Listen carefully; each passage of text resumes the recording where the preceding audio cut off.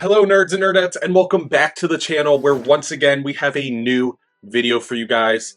Today's video, even though we are deep into the month of November, is going to finally be my haul for October 2024. In today's video, I'm going to be trying to quickly go over everything that I picked up in the month of October. Clearly not quick enough.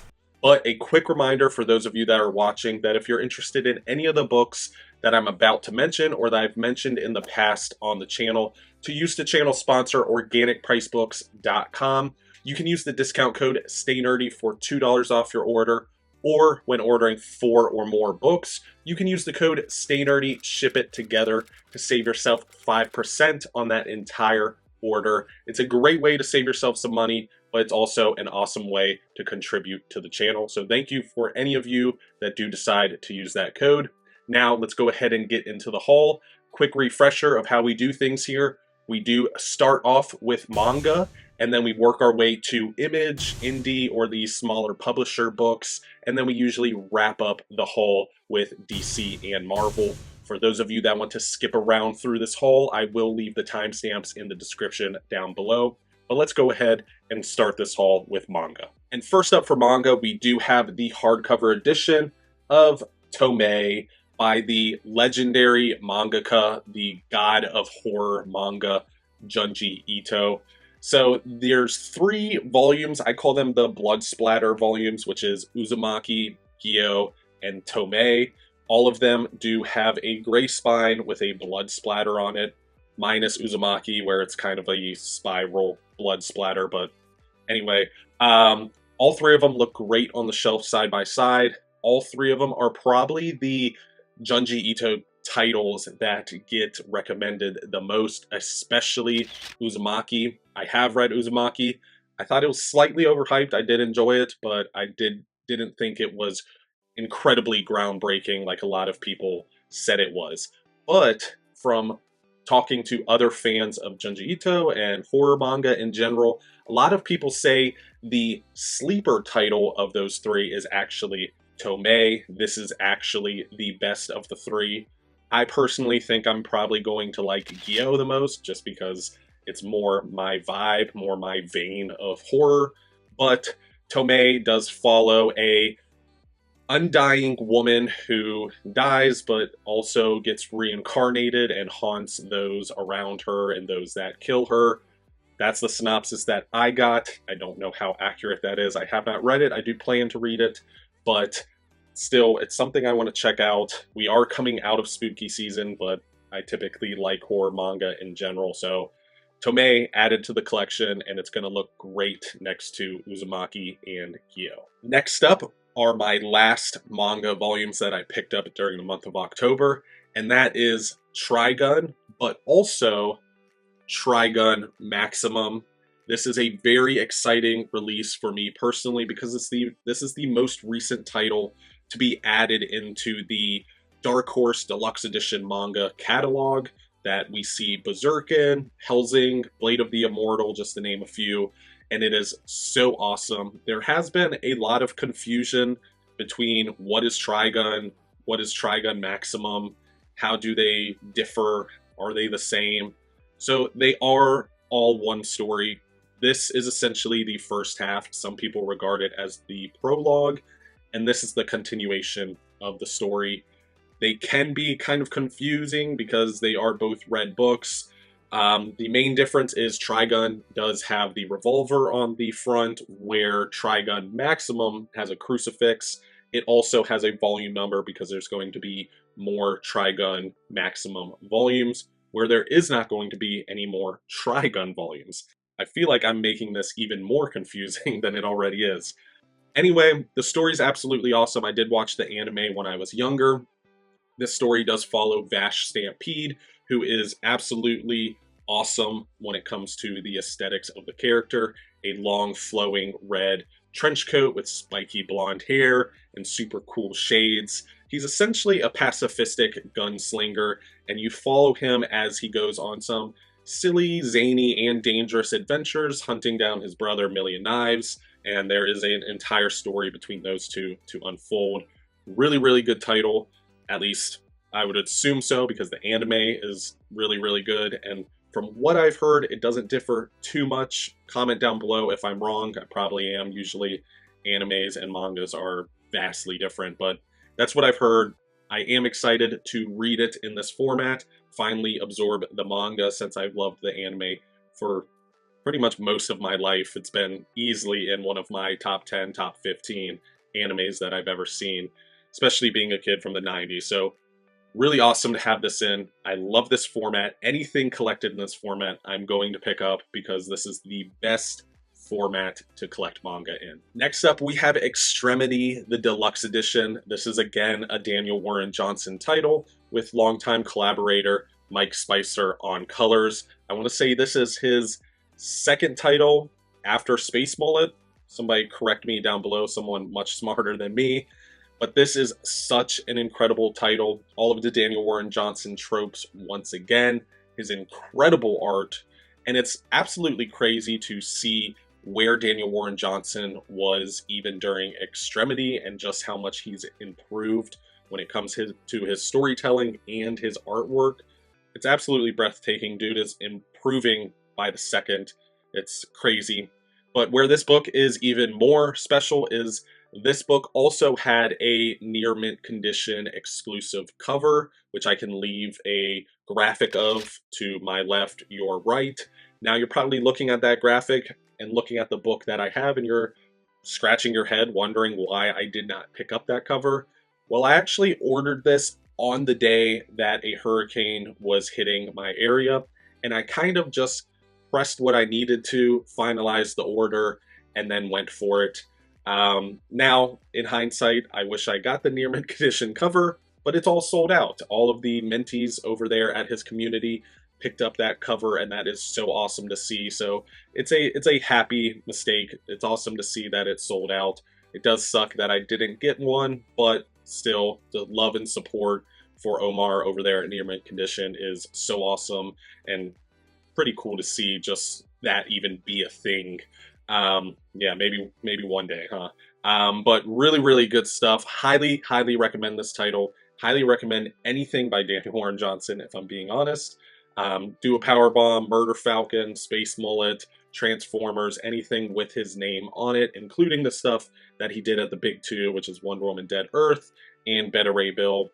All of them are highly, highly acclaimed, critically acclaimed, and I highly recommend you guys checking out all of those titles if you haven't already. Next up, we have Radiant Black, the deluxe edition, or book one, or massive edition. I don't know what the proper name for this edition is. So what this is a brand new connected universe, very similar to that of DC or Marvel, completely built by Kyle Higgins, who I've discovered through the Power Rangers title. Absolutely loved his work on Power Rangers, and here he is doing his own work, his own characters, his own world building, and it is so awesome. If you don't want to take my word for it, put in a quick search into YouTube, Google, whatever it may be, and you can see the high, high, high praise by pretty much anyone that has read any of these massive verse titles, from Radiant Black to Rogue Sun. But there's a handful of titles out there that make up this universe, and it is so cool, once again, to see a brand new connected universe very similar to that of Marvel and DC, like I said, being built from the ground up in front of our very eyes, and it is absolutely awesome. Such a great read here. There is notes of Power Rangers taken from this. There's notes of the kind of cosmic side of Marvel in here. There is just so many awesome elements put all together to make this incredible story and these incredible characters. And there is one of the best red herrings, or I guess curveballs in the story very early on that hooked me immediately, and it is so awesome. Highly recommended again, and I know I keep saying that, but some of these books are really just that good, and this format is well deserved. I didn't read this for the longest time because I was trying to avoid trade paperbacks. We saw how that went, but now that it's in a hardcover, I'm happy just to have it in this format in general. So awesome, and that is Radiant Black. Next up is Berserker, the deluxe edition. This is from Boom Studios, so that means there are two editions. There is a slipcase edition and a non-slipcase edition. I have the non-slipcase edition. That's usually the edition that I pick up when Boom Studios puts these books out. But if you would have asked me 5 years ago, 10 years ago, at any point in my past, that there was going to be a title with Keanu Reeves, Matt Kint, and Ron Garney on it, and it was going to actually be really, really good, I would have told you you were full of it. But here we are, a title with Keanu Reeves, Matt Kint, and Ron Garney, and it is so awesome. There's notes of Wolverine in here. There is just so much badassery that takes place in here, action-packed. It follows an immortal warrior as he goes on a handful of missions and tries to rediscover his past. You see the connection to Wolverine and why I made that, but it is so awesome. Literally every single story arc that takes place in here is full of action, blood, gore, some of the most dynamic action sequences in comic books, and it is so freaking awesome. Again, I didn't read this for the longest time because it was being put out in some hardcover editions, but they were kind of wonky or limited, and I just didn't want to dive into that realm. But finally, we have a full-fledged edition out, and I am through the moon that I can finally finish this story.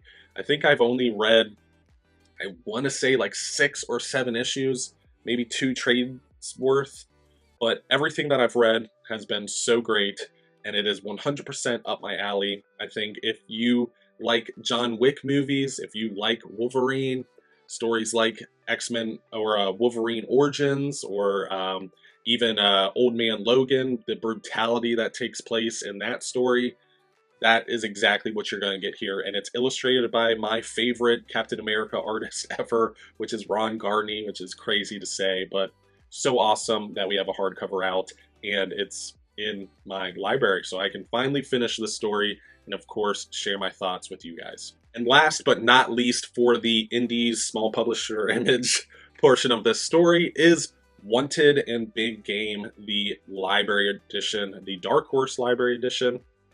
Such a beautiful book. Holy cow. One, it is absolutely monstrous. It is the size of a Rick Remender book. Huge book here. You also get a ribbon, which hopefully you can see that on camera. I'm trying to check my phone here. But you also have shiny, black, gilded end pages. I mean, even if this book wasn't something I wanted, I was going to be picking it up just because of the sheer beauty of this. Now, a funny story behind specifically the story of Wanted. I hate Wanted. I absolutely dislike that story. I love Mark Miller as a writer, but Wanted is not my cup of tea. Never has been. But again, when you release titles in this format, I just feel like I need to pick them up because they are just so beautiful. And like I also said, I love Mark Miller's writing. I've liked pretty much everything else that he's ever written, from Kick-Ass to The Ultimates to Superior, just to name a few. Wanted was just one that I never really jived with, but this is the first of these library editions that are coming out, so of course I'm going to pick it up, and I'm going to continue to pick up this line and this series of Mark Miller's work coming out from Dark Horse in this beautiful, beautiful edition. I can't wait for Superior to come out in this edition with Lionel Francis Yu's art and just the amazing kick-assery that is that story, and I can't wait for you guys to read that also. But I'm getting off topic. Wanted and Big Game, the first of Mark Miller's library editions, picked up. So happy to have it. But that's the last indie book, so let's go ahead and jump into DC. First up for DC, we have Superman, The Last Sun, the deluxe edition. This is actually one of my favorite Superman stories. I really, really enjoy this story and this era of Superman in general. But what makes this pickup that much more sweeter is I found this at Ollie's, which means it was literally $6, which is absolutely awesome, makes the purchase that much more sweeter. But this is pretty much a era of Superman and a Superman story that follows Superman finding out that he is not the last son of Krypton, and he discovers a young boy that is from Krypton. How the story continues from there, who is the young boy's father, who is he related to, who's his mother, etc., etc. You can read that and or read this to find out all of those details. But I always have loved this era. I've always loved Chris Kent in general. He's a very forgotten character in Superman's lore, and how his character develops from this story and continues to develop is absolutely awesome and so slept on. And I hope to see more of this era of Superman collected in either an omnibus or a deluxe edition, just kind of finishing out this era, because this is, to me, my favorite Superman era in general. But you also have Adam Kubert on art, so deluxe edition helps out massively to see his amazing art on a much larger page. And it is a story that I do recommend, but obviously it's going to be one that you don't hear often just because of the inclusion of Chris Kent and how forgotten he is of a character. But I still recommend it. Check it out if you haven't already. Give it a read. And of course, let me know your thoughts down below. Next up, we have a really exciting reprint, which is We 3 by Grant Morrison and Frank Quitely. A lot of you are saying, Frank Quitely, his art, he makes women look like potatoes, blah, blah, blah. The usual dialogue that I hear revolving around Frank Quitely. Give it a chance. I think Frank Quitely does some groundbreaking paneling and storytelling through his art during this specific story.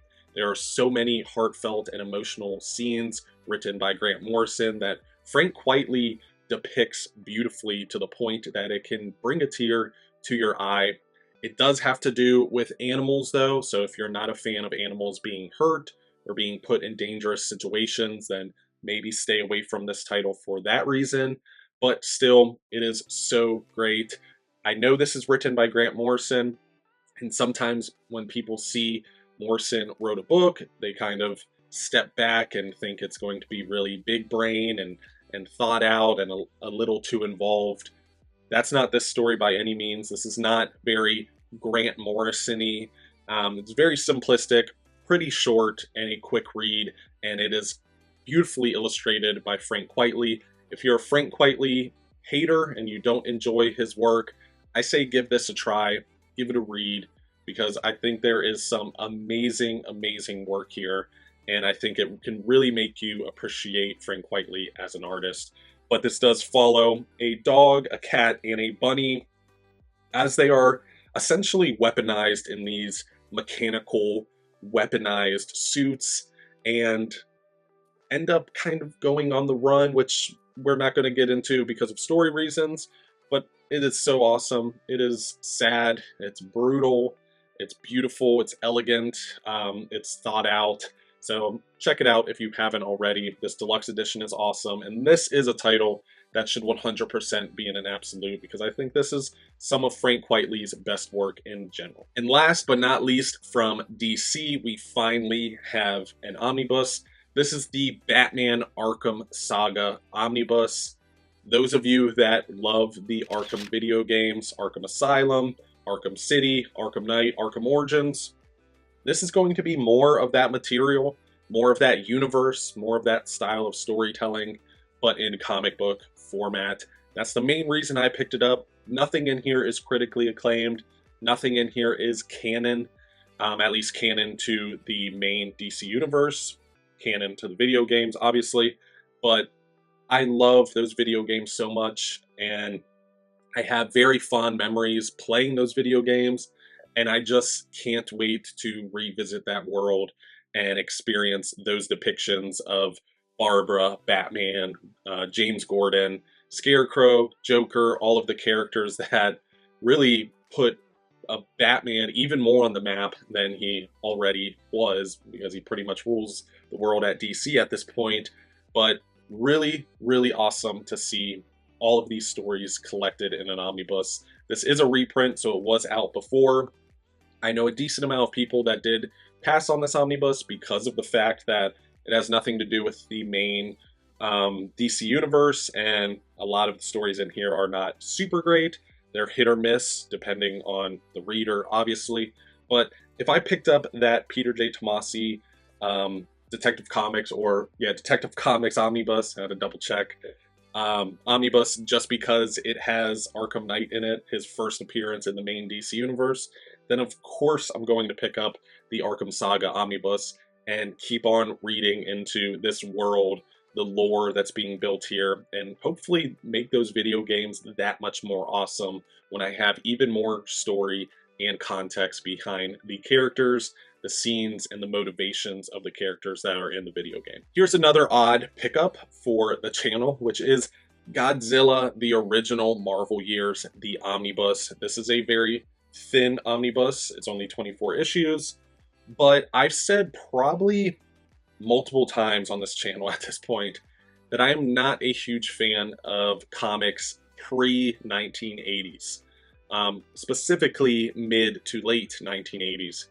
Well, here I am picking up a title, or a omnibus focused on a title that took place or was coming out, I'm all kinds of tongue-tied, that was coming out in the 1970s. Who would have thunk it? I'm breaking all kinds of rules here. Lock me up. But I'm a huge Godzilla fan, and I was already interested in it from jump because it's Godzilla in the Marvel Universe. You get to see Godzilla come face to face and coexist with characters like Dum Dum Dugan, Nick Fury, the Fantastic Four. So really, really cool stuff here, and really groundbreaking stuff. It's one of those omnibuses that may not be reprinted because of licensing issue, not to, cause any FOMO or anything like that, but I mean, it's just a Godzilla story in the Marvel Universe. I mean, I just had to pick it up and see if it was something I would enjoy. It's a short read, like I said, 24 issues. The main selling point of this book was actually Larry from Larry's Library. During his top 10 comic books that are important to him, he mentioned the Godzilla title and gushed about it pretty much, which really put it even more on my map and made me even more excited than I already was for the omnibus to come out and me to get the chance to read it, because this is 100% new material. Don't go into the 1970s very often when it comes to titles, so excited to give this a try, and of course, share my thoughts with you guys. And next up, we have Spider-Man by David Michelinie and Eric Larson. This is a run on Spider-Man that takes place immediately after the David Michelinie and Todd McFarlane omnibus, which is so awesome. We must be getting very close to completing Spider-Man in omnibus format at this point. I feel like I have a million of his omnibuses on my Marvel side of my collection. But this is some really, really awesome stuff. It's very similar notes to the David Michelinie and Todd McFarlane stuff. Very 90s, very art forward, action forward. You don't get a lot of Eric Larson's vibe and feel throughout the art, because during this particular time he was essentially just trying to mimic Todd McFarlane's artwork, which was 100% selling books at this time. So he kind of just picked up and went with the paces and tried to do very similar artwork to Todd McFarlane's style, even though the later half of the book you start to see Larson really start to stretch his legs when it comes to his art ability. But absolutely love this era. The David Michelinie, Todd McFarlane into this omnibus, the adjectiveless Spider-Man, the Clone Saga, that is my favorite era of Spider-Man. The 90s kind of hit or miss story, but amazing artwork, storylines, and era and concept of Spider-Man. That's what I think of. My favorite run is the J. Michael Straczynski, but if I had to narrow it down to an era, it would definitely be that 90s Spider-Man era that I think we all love Spider-Man for. But super awesome. I'm so happy that they changed up the covers here. I was not a huge fan of the original cover with Ghost Rider on it. The two new covers were beautiful. I'm very happy with my decision of the Venom cover. I'm a huge Venom fan, and Venom plays a huge role during this era of Spider-Man. Also, very similar to that of the David Michelinie and Todd McFarlane omnibus. So, great stuff. Highly recommend it for any of my 90s Spider-Man webheads out there that want more and more and more 90s Spider-Man goodness. Next up, we have a really exciting release, which is X-Men Extinction Agenda, the omnibus. The actual omnibus, this is replacing, I want to say, 2 oversized hardcovers that were originally out. For some reason, I'm thinking of one, but I want to say there's actually 2 to get the entire story. It is absolutely crazy to think that we are at the point now where so much of X-Men, so much of Spider-Man, so much of Hulk has been collected in omnibus format, where you can honestly have almost a complete set missing a few handfuls of books, which you can probably complete through epics and trades and stuff like that. Fantastic Four is another one where you can have pretty much every single issue. So crazy. And now we have an official Marvel Omnibus release for this X-Men storyline. This is one of my favorite X-Men storylines, primarily because of the main focus of Havoc. Havoc is probably my second favorite, actually is my second favorite X-Men character, right behind Scott Summers, Cyclops, Havoc's brother. And honestly, I think this is one of those pivotal stories that you're going to want to read. This is X-Men in the 90s at the peak of their existence, where they were really selling a lot of books. You got Jim Lee art in here, Chris Claremont writing, a lot of crossovers between other X teams, so really great stuff here. X-Men goodness. You can't get much better than this era of X-Men, and I think everyone else would probably agree with that. Probably not. They would probably say more, probably Chris Claremont and Dave Cockrum, or John Byrne, that era. But anyway, we're getting off topic. This is my favorite era of X-Men, nonetheless. My favorite run is New X-Men by Grant Morrison and Astonishing X-Men by Joss Whedon, but if I had to pick a favorite era, very similar to that of what I was saying with Spider-Man, it would be this 90s era where Jim Lee was on top of his game, about to soon step out and go over to Image, but he was on top of his game doing X-Men books, and it is so awesome.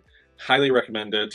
It's definitely a X-Men event that you want to read. It does have repercussions and effects moving forward into the future, but anyway, we have a official Marvel Omnibus of Extinction Agenda, which feels like a fever dream, but highly recommend it. Pick it up if you guys want, but obviously if you have it in those oversized hardcovers, then those are probably more than sufficient, but super awesome that it's finally out. Next up, we have Moon Knight by Jed MacKay, the omnibus. This is the title that put Jed MacKay on the map more than he already was. Jed MacKay now is writing Avengers, which is crazy to think that he was on Moon Knight, a lesser known and lesser fan favorite character, and now he's writing Avengers, a massive team book. This is what made Moon Knight even cooler than he already was. This made Moon Knight probably a lot of people's favorite character, probably even more people's favorite book that was coming out during this time, which was very recently. This is a recent run on Moon Knight, a recent run from comics in general. Absolutely amazing run here. This does lead into Blood Hunt, which is the summer event that Jed MacKay kind of headlined. I'm only maybe 10 issues at this point, culminating what I've read previously and what I've read to kind of get an understanding even more into this book. What I've read has been incredible. It is so amazing. I haven't heard anybody read this and not like it. I haven't heard anybody read this and say it's not as strong as everyone makes it out to be. So this is going to be a Moon Knight run that is going to be held in high regard, side by side with Jeff Lemire or the Hudson era of Moon Knight, and it is so great. Art is beautiful, storytelling is amazing. Jed MacKay 100% knows what he's doing, and again, kudos to him as a writer, being somebody that was writing Black Cat and Moon Knight, characters that don't have a massive fan base, to now writing events and an Avengers book, which is crazy. Jed MacKay, you're awesome. This is his second omnibus and 100% worth picking up. Next up, we have Thor by Donny Cates and Nick Klein, the omnibus. This is a title that Donny Cates was writing a little before, but simultaneously with his Hulk run. Very different to that of his Hulk run. This is awesome. This is such an awesome read. It does fall off a little near the end, and that's mainly because of Donny Cates stepping away from the book, very similar to that of what he did with Hulk.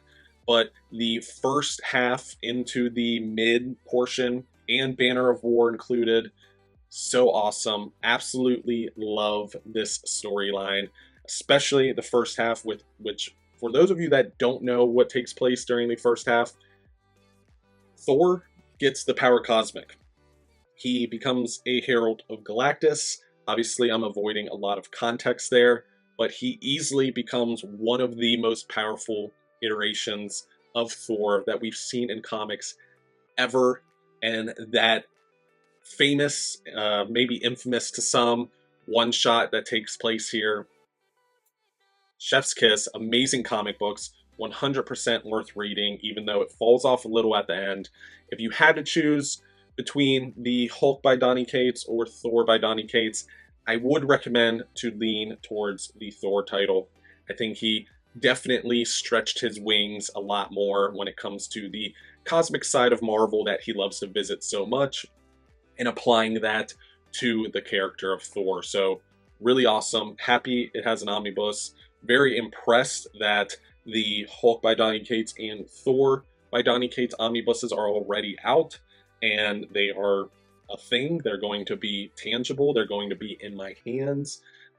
Really cool. Donny Cates does deserve all of the recognition he gets. He's an incredibly talented writer. I hope he gets through whatever he is going through and comes back to comics when he's ready, because he really, really has a knack for it, especially when it comes to the cosmic side of specifically Marvel that he really fleshes out and loves to visit so often. And last but not least, how many times I've mentioned books in this haul feeling crazy to be real and crazy to have in my hand. This takes the cake. This is the DC versus Marvel Crossovers Omnibus, a official real release, no longer being pushed back, finally in our hands, and it seriously does not feel real. It feels so odd to even touch this book, but it's here. This is all of the DC and Marvel crossovers minus JLA versus Avengers. That is not collected in here. For anybody that is wondering or maybe confused and thought it was, that is not collected in here at all. So do not expect it to be in these pages. This is primarily just crossovers that are a Marvel superhero and a DC superhero crossing paths and going on a adventure that immediately follows. A lot of the stories in here are very historic, but they are also kind of hit or miss. The one standout, which I think everybody would agree with, is the Teen Titans and X-Men crossover that takes place here. That's probably the massive takeaway or best story that's collected in this specific omnibus. But you also have stories like Superman crossing over with the Fantastic Four, Superman crossing over with Silver Surfer, Superman and Spider-Man, Superman Hulk, Batman and Captain America, Batman and Daredevil. So many crossovers that you could only dream of, and they're all collected in this book right here. It is a limited print run. It's probably a book that won't be printed anytime soon or reprinted anytime soon due to obvious reasons, which is the rivalry between DC and Marvel. That's not to create any type of FOMO. That's just to make people aware that if you do want to pick this up, then you might want to allocate whatever funds you can, budget-wise, or the budget that you have for books towards picking up this book. But really, really awesome. Definitely more of a collector's piece. Like I said, not incredible stories throughout here. They are hit or miss, and I cannot emphasize that enough. And JLA Avengers, not collected, which is a bummer. My favorite crossover story between Marvel and DC, but again, not collected. So, feels crazy. Can't believe it's out. Now we just have to wait for that Amalgam Omnibus, which is even worse than this story quality-wise. But again, it's going to be a limited print and a kind of once-in-a-lifetime type of omnibus. So really, really awesome. Feels unreal. So happy to have it into the library. But that is the last book of the haul of October 2024. And that does wrap up today's video. Thank you so much, each and every one of you guys, for watching today. I hope you guys enjoyed the video. It seems that you guys typically do enjoy my hauls. They're definitely the best performing type of video on my channel. But I also really enjoy filming them. I get to have a little bit more fun when it comes to the filming side of things and the editing side of things because of the lack of structure behind the type of videos that these are, where I'm pretty much just showing off and talking about the books that I picked up this month and hopefully helping you all make a educated decision on the books that you want to pick up, maybe the books that you want to read next, or maybe books that you've picked up and you're unsure about keeping. So I hope there was a massive takeaway from this video when it comes to those things. If you are watching and you did enjoy today's video, hit that thumbs up icon. It really means a lot to us here on the channel, and it does help out immensely when it comes to the algorithm. Also, if you're watching this and you want to be a part of the Luminerdi, the community I've referenced multiple times during this video, and is also my favorite community on the interwebs, then hit that subscribe button to join the community. Like I said, it is my favorite place here on YouTube. I love talking to each and every one of you guys and just talking about comics and gushing about comics. That's what we're about here. And if you could do me a little favor and also ring that bell for notifications, that way anytime I put out a haul video, a review, overview, top 10, top 5, you get notified when I upload. But thank you so much. I appreciate each and every one of you guys once again. And of course, as always, stay nerdy.